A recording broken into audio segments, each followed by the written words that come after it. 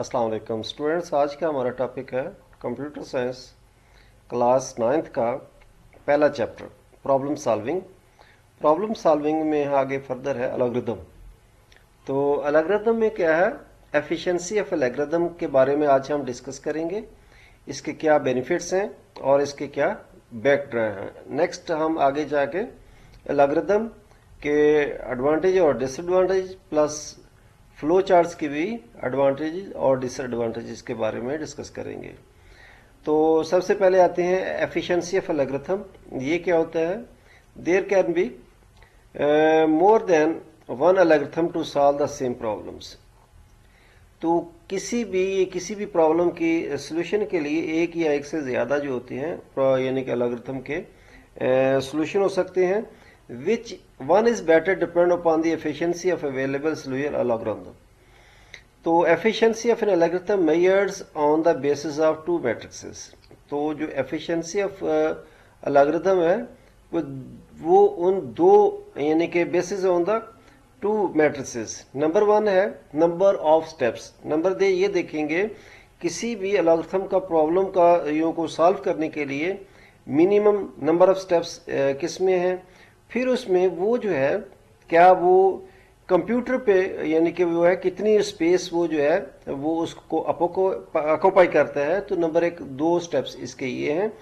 तो यानी कि इन दोनों में से जो यानी कि जिस एल्गोरिथम प्रॉब्लम में ये दोनों कैरेक्टरिस्टिक्स हों तो उसको वो लाइक किया जाता है। तो नंबर वन हम देखते हैं number of steps. An algorithm is considered more efficient if it takes less number of steps to reach the results. ठीक है, नंबर एक जो है एल्गोरिथम जो है उसको यानी कि अच्छा समझा जाता है जो कि प्रॉब्लम सॉल्व करने में कम से कम स्टेप्स ले। दूसरा ये है space used in computer memory. तो जो यानी कि कंप्यूटर की मेमोरी की कम से कम ऑक्यूपाई करे वो भी एक एफिशिएंट एल्गोरिथम का यानी कि हो सकता है। We can have observed an algorithm that some data stores in computer memory which is later used gives results. An algorithm using less space in computer memory is considered more efficient with respect to memory space. यानी कि वो problem जो कि computer memory को यानी कि कम से कम occupy करे वो उस नज़र में एक एफिशिएंट एल्गोरिथम प्रॉब्लम को सॉल्व करने का जरिया है। It is quite possible that one algorithm take less space in memory and has more number of steps, whereas the other algorithm takes more memory and has less number of steps. यानी कि ये कहते हैं कि possible है कि एक ऐसा प्रॉब्लम एल्गोरिथम का है जो कि ज़्यादा ऑक्यूपाई आपका एक यानी कि कम ऑक्यूपाई स्पेस करे हार्ड डिस्क पे और उसके नंबर ऑफ स्टेप्स ज़्यादा हों, या उस सूरत में नंबर ऑफ स्पेस जो है वो कम हो और लेकिन वो यानी कि स्पेस जो है वो मेमोरी ज़्यादा ऑक्यूपाई करता हो। ये दो कंडीशन हो सकती हैं एक प्रॉब्लम में। तो कहते इस सूरत हाल में जो डिसीजन जो मेकर है जो डिज़ाइनर है वो उसकी डिसीजन पे है कि इन दोनों में से वो किसको बेटर समझता है अपने लिए और उसको चूज करता है। In this case there is a trade off between number of steps and the consumed memory. The designer can take decision according to the requirements. तो फिर वो जो है डिज़ाइनर है वो अपनी रिक्वायरमेंट के मुताबिक उन दोनों में से किसी एक का इंतखाब कर लेगा। एग्जाम्पल वन में मसलन दिया गया है let's suppose we have two algorithms to solve the certain problems. One algorithm has n steps. एक जो है उसके पास n स्टेप्स है, whereas the other algorithm has n 2 steps, n का square steps. In this case the formal algorithm is considered more efficient than the latter one. वो ऐसे हो सकता है जैसे फर्ज किया है एक एल्गोरिथम की वैल्यू है 4, तो वो यानी कि और एक जो है 4 का स्क्वायर मीन 4 का स्क्वायर। तो आप ये अंदाज़ा लगा लें, साफ ज़ाहिर है कि इसने कम मेमोरी स्पेस करनी है, इसकी वैल्यू तो 4 ही रहेगी, वेराज की 4 का स्क्वायर जो है वो 6 यानी कि 16 हो जाएगा। तो आप अंदाज़ा लगा लें तो फिर जो बेटर है वो ये 4 पहले वाला होगा। उसी ने मिसाल दी है कि ये जो है एक हैज़ n स्टेप्स और वेयर एज दूसरा का n का square. Suppose n step mean 4 और 4 का स्क्वायर 16, तो ये दोनों में कितना फर्क हो गया। तो इट मीन जो पहले वाला है n है वो कम से कम स्पेस लेगा। एग्जाम्पल है we need to compute in the following. तो ये यानी कि दी गई है, इसको क्या करना है, इसको 1 से लेकर 99 तक जो है कैलकुलेशन करनी है। How can we find this answer, हम यानी कि इसका आंसर कैसे ढूंढ सकते हैं। Different minds can find different solution to solve the problem.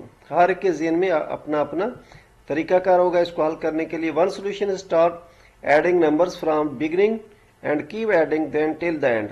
एक तो यह है कि वो यहाँ से बस शुरू कर दे और हर एक को जमा करना शुरू कर दे, लेकिन ये एक बहुत ही लेंथी प्रोसीजर होगा। दूसरा जो है उसमें देखें, ये है कहते हैं 1 + 99, 2 + 98, 3 + 97, 4 + 96 एंड सो ऑन, इवन ये 49, 51। तो ये भी एक लेंथी प्रोसीजर है। तो इसका थर्ड जो ऑप्शन है, which each pairs gives answer 100. We count the number of pairs and multiply the count with this 100 and then the result is we added 50 as it's nowhere in any pairs. Another solution, ये एक suitable solution है इन सब से। मसलन suppose n into n plus 1 by 2 where n is the last term so that the solution is just so. तो इसको हम आपको सॉल्व करके दिखाते हैं कि ये जो है बजाय कि सारे यानी कि जमा करते रहें, इसका ये है 99 मल्टीप्लाइड बाई हम करें इनटू 99 प्लस 1, 99 प्लस 1, तो आप देखेंगे और डिवाइडेड बाय 2, डिवाइडेड बाय 2 होगा। तो देखें कि 99 प्लस यानी कि 1 जो है ये बन जाएगा 100 और 100 पे 2 को डिवाइड करके 99 से मल्टीप्लाई कर देंगे। ठीक है, तो 100 को इस पे किया 50 आएगा। आप 99 मल्टीप्लाइड बाई 50 करेंगे तो ये आप इसका आंसर आ जाएगा 99 मल्टीप्लाइड बाई 50 मल्टीप्लाइड बाई 50।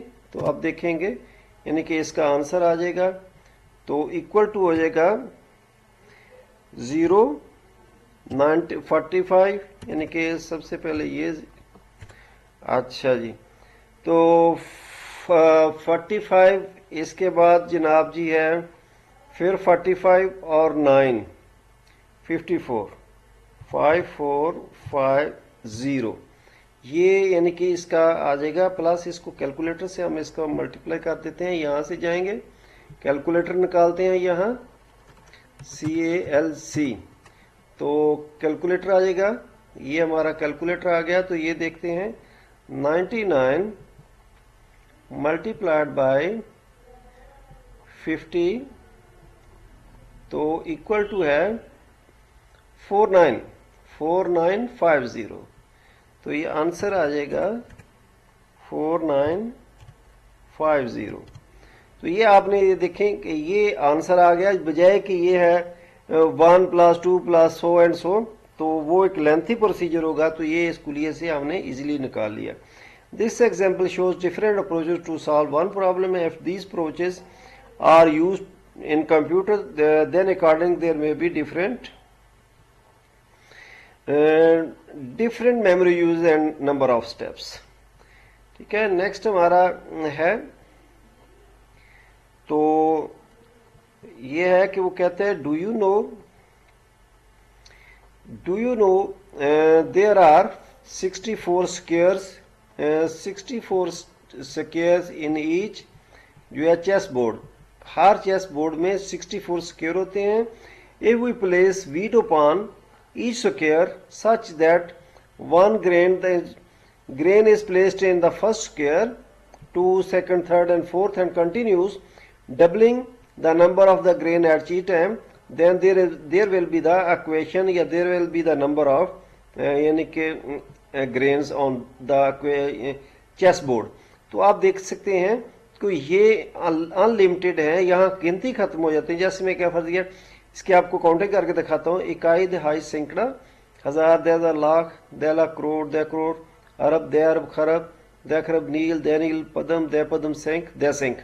तो ये यहाँ गिनती खत्म हो जाती है इतनी ज्यादा अगर हम स्क्वायर से इसका डाटा लें। इसी तरह है एक्टिविटी 1.9 है compare the algorithm 9 presented in the section 1.3.4 with the following and try to find which one is efficient. Note that both are solving the same problem. In order to answer this question, assume two values for n1 and n2. दो value हमने लेनी है n1 and n2 and start counting the number of steps used in both algorithms. तो पहला steps क्या है, start करें। Input क्या है, इनपुट नंबर हमने क्या कौन कौन से करने हैं, n1 n2। if n1 is odd set n1 to n1 plus 1 और आउटपुट क्या दे n1। और इसमें क्या है set n1 to n1 plus 2, तो इसके आगे कंडीशन है if n1 less than n2 then go to 4। अगर n1 n2 से छोटा है तो आउटपुट क्या दे n1 की। ठीक है, तो ये एक स्टेप्स था। अब हमारे पास है difference between an algorithm and a flow chart. Flow chart और अलगोरिथम में क्या फ़र्क है और इसके बारे में हम आगे इसके एडवांटेजेस और डिसएडवांटेजेस पर भी बात करेंगे। तो देखें, difference between an algorithm and a flow chart is like the difference between story and a movie. तो क्या है, मसलन अलगोरिथम को हम स्टोरी कंसिडर करते हैं और यानी कि फ्लो चार्ट को movie. As we have studies that a flow chart is a graphical representation. जैसा कि हम पढ़ चुके हैं जो ग्राफिकल रिप्रेजेंटेशन किसको शो करता है, फ्लो चार्ट्स को। To process to solve a problem, किसी भी प्रॉब्लम को सॉल्व करने के लिए फ्लो चार्ट्स एक ग्राफिकल प्रेजेंटेशन शो करता है। वेयर जो अलगोरिथम है writes the same steps in a human understandable language. Where के जो अलगोरिथम है वो एक आसान यानी कि ज़बान में, जो कि इंसानी ज़बान को आसानी से समझ आ जाए, उस ज़बान में हम इसको जो है वो लिखते हैं। एडवांटेजेस क्या हैं, 4 एडवांटेजेस हैं इसकी और 3 इसकी डिसएडवांटेजेस हैं। नंबर 1 अपना इसका है अलगोरिथम की एडवांटेज क्या है, इजी टू ड्रा और easy to understand problem solving और इजी टू आइडेंटिफाई एरर्स, यानी कि एरर्स निकालने में ये काफ़ी आसानी से हम इसके एरर ढूंढ सकते हैं। Easy to observe flow from one step to another. ठीक है, वन स्टेप टू अदर जो है इसको आसानी से किया जा सकता है, ऑब्जर्व किया जा सकता है। और डिसएडवांटेजेस क्या है फ्लो चार्ट्स के, more time is required to draw flow charts. Flow chart draw करने के लिए ज़्यादा जो है टाइम की ज़रूरत पड़ती है। Modify flow chart is not very easy every time. ठीक है, इसको मॉडिफाई करना आसान नहीं है, इसकी डिसएडवांटेजेस में शामिल है। और तीसरा इसका डिसएडवांटेजेस है it is not suitable for a very large problem. से ये लार्ज प्रॉब्लम के लिए डिसएडवांटेज जो है फ्लो चार्ट है वो मुनासिब नहीं है। और इसकी एडवांटेज ऑफ अलगोरिथम क्या है, इजी टू राइट, ये ह्यूमन लैंग्वेज में लिखा जाता है और ये इसको लिखना आसान है। Techniques to write algorithm are easy to understand, जो इसमें यानी कि लैंग्वेज यूज़ की जाती है वो ह्यूमन बीइंग के लिए बहुत ही अंडरस्टैंडेबल है, उसको समझने में उसको आसानी होती है। To solve large problem algorithms are helpful, यानी कि लंबे प्रॉब्लम को समझने के लिए जो है अलगोरिथम जो है वो इंतहाई हेल्पफुल है। और इसकी डिसएडवांटेजेस क्या है, modify an existing algorithm is not very easy every time. ठीक है, अलगोरिथम को एवरी टाइम जो है इसको मॉडिफाई करना जो है it is not easy. Showing the flow from one step to other is not very easy. ठीक है, और लास्ट वन इज है and use of go to makes it difficult to identify error. ठीक है, तो स्टूडेंट्स ये हमारा इसका था फ्लो चार्ट्स एंड अलगोरिथम का एडवांटेज एंड डिसएडवांटेज, और ये था हमारा जो है इन दोनों में डिफरेंस क्या है। स्टूडेंट्स को लाइक करें, शेयर करें और सब्सक्राइब करें। ओके, अल्लाह हाफिज़।